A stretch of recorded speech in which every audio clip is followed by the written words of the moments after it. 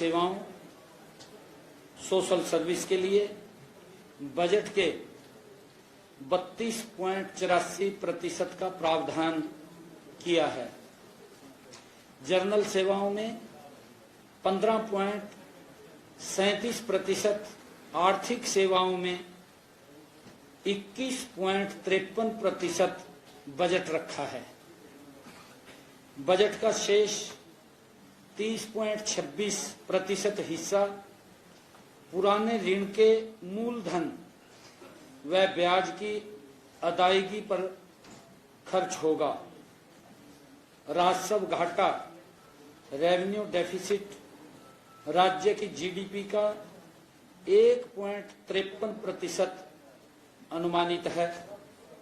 राजकोषीय घाटा, fixed deficit राज्य की जीडीपी का 2.67% अनुमानित है, जो कि केंद्रीय वित्त की निर्धारित सीमा 3% से काफी कम है। राज्य की कुल डेबिट ऋण देनदारी 3,52,819 करोड़ संभावित है, जो कि राज्य की जीडीपी का 26.18% है, जो कि केंद्रीय वित्त आयोग की सीमा 32.5% से काफी कम है। हमारा जो राजकोषीय घाटा तथा कुल डेबिट एफआरबीएम एक्ट के प्रावधानों से काफी नीचे है। आज जो 2025-26 का बजट हरियाणा के जो लोगों के सुझावों के अनुरूप, जो उनके सुझाव, बहुमूल्य सुझाव हमारे पास आए हैं, जैसा हमने स्वयं जाकर के उनसे डायरेक्ट सुझाव आमंत्रित किए हैं या उन्होंने पोर्टल के ऊपर दिए हैं, हमने पूरा प्रयास किया है कि उनकी भावनाओं को, इसमें हर व्यक्ति की बात को समाहित करने का पूरा प्रयास इस बजट के अंदर हुआ है। मैं सभी को बहुत बहुत बधाई देता हूँ। राज्यपाल के भाषण में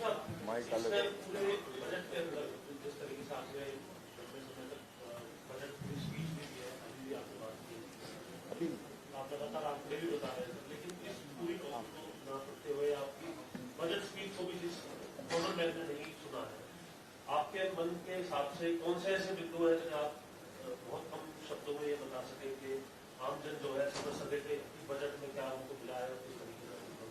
देखिए, वैसे तो ये बजट हर नागरिक, हर व्यक्ति के जीवन में एक बड़ा बदलाव लाने का ये काम करेगा, परंतु जो मेरे मन को भी, जो इस बजट को अगर हम देखें, हमने शिक्षा के ऊपर बड़ा जोर दिया है और हमने ये भी कहा है कि महीने में अधिकारी, जो फर्स्ट क्लास अधिकारी हैं, 2-3 घंटे वो स्कूल के अंदर लगाएंगे, बच्चों से बात करेंगे, क्लास भी लेंगे। हर विभाग का अधिकारी, एक बड़ा परिवर्तन, क्योंकि बच्चों को प्रेरणा भी मिलेगी। अधिकारी वहां जाएगा, उनसे बातचीत करेगा, बच्चा अधिकारी से बात करेगा। हर अधिकारी हमारा प्रदेश का स्कूलों के अंदर महीने में एक दिन 2 से 3 घंटे उसकी पूरी रचना योजना बनेगी, बना करके वो स्कूलों में जाएगा और जिससे कि बच्चों को उसका लाभ मिले। दूसरा, हमने जो स्वास्थ्य की दृष्टि से अगर एक नजर में हम देखें, हर जिला स्तर के ऊपर हमने हॉस्पिटल में हर वो सुविधा वहां उपलब्ध होगी जो आज नागरिकों की आवश्यकता है।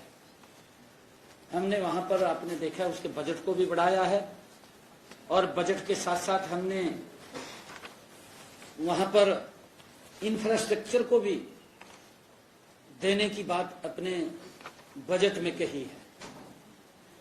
अगर तीसरा मैं इसके अंदर एक नजर के अंदर देखूं कि हमारे जो इंडस्ट्री एमएसएमई या जो कोई उद्योग था, जिन्होंने उद्योग लगा रखे थे, उनको सरकार की योजना का लाभ नहीं मिलता था। क्योंकि हम देखते थे कई बार किसी फैक्ट्री के अंदर कोई घटनाक्रम हो जाता था, तो जब उसको लाभ देने की बात होती थी तो पता चलता था कि ये तो रजिस्ट्रेशन ही नहीं है।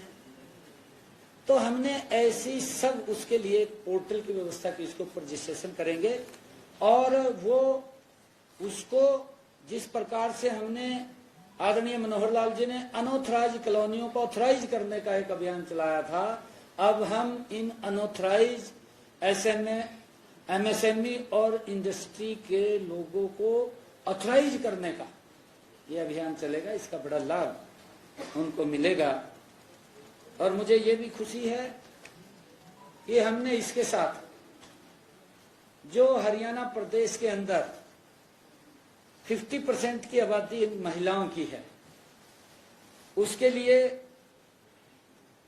जो हमारे विपक्षी दल भी बड़े प्रखरता से इस बात को उन्होंने महामहिम राज्यपाल महोदय के अभिभाषण में उठाया है, कहीं तो क्वेश्चन भी लगे। हमने कहा कि हम इसका प्रावधान कर रहे हैं। अभी हमने इसकी विंडो खोली, इसके बजट का प्रावधान किया है 5,000 करोड़ रुपए का, और उसकी सारी रचना योजना बनेगी। इसको रचना योजना बना करके कैबिनेट के अंदर ला करके इसकी पूरी एक प्रक्रिया बना करके हमारी सरकार की सोच है कि हमने जो कहा है यही तो मोदी की गारंटी है। मोदी की गारंटी यही है, कांग्रेस की गारंटी में कुछ नहीं है, खाली है। नहीं, देखिए इसी साल हमारा जल्दी से जल्दी है इसको, परंतु फिर भी क्योंकि रजिस्ट्रेशन भी होगा, उसका वेरीफाई भी होगा, उसका एक क्राइटेरिया भी बनेगा।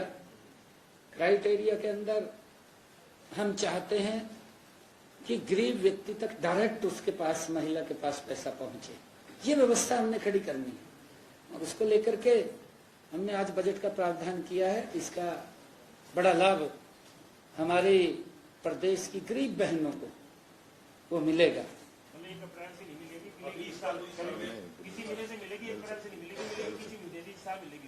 नहीं, अभी मैं शुरू से मैं क्या बात बोलता था, गारंटी है। हमने ये कहा था कि इस बजट के अंदर हम प्रावधान कर रहे हैं, हमने प्रावधान कर दिया, हमने विंडो खोल दी, 5,000 करोड़ रुपए उसके लिए रिजर्व कर दिया है।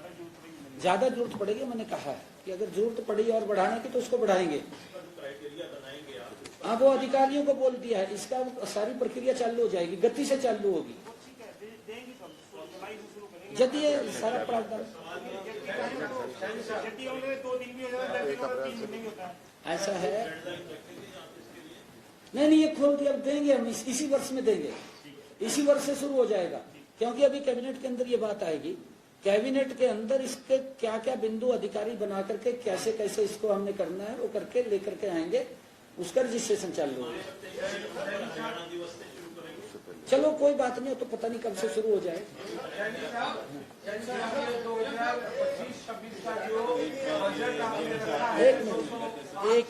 एक मिनट एक करके बोलेंगे तो मैं आपको एक और बात बता देता हूँ। मैं आपका क्वेश्चन भी लूंगा फिर, जो मुझे बहुत अच्छा लगा, क्योंकि मैंने महिलाओं की 50% आबादी की बात की है। लगातार हमारी ये डबल इंजन और ट्रिपल इंजन की सरकार महिलाओं को लगातार सशक्त करने का काम कर रही है, हर क्षेत्र में कर रही है, आप देख भी रहे हैं। उनको किसी प्रकार की असुविधा न हो, उसको लेकर के भी हमारी सरकार तत्परता से काम कर रही है।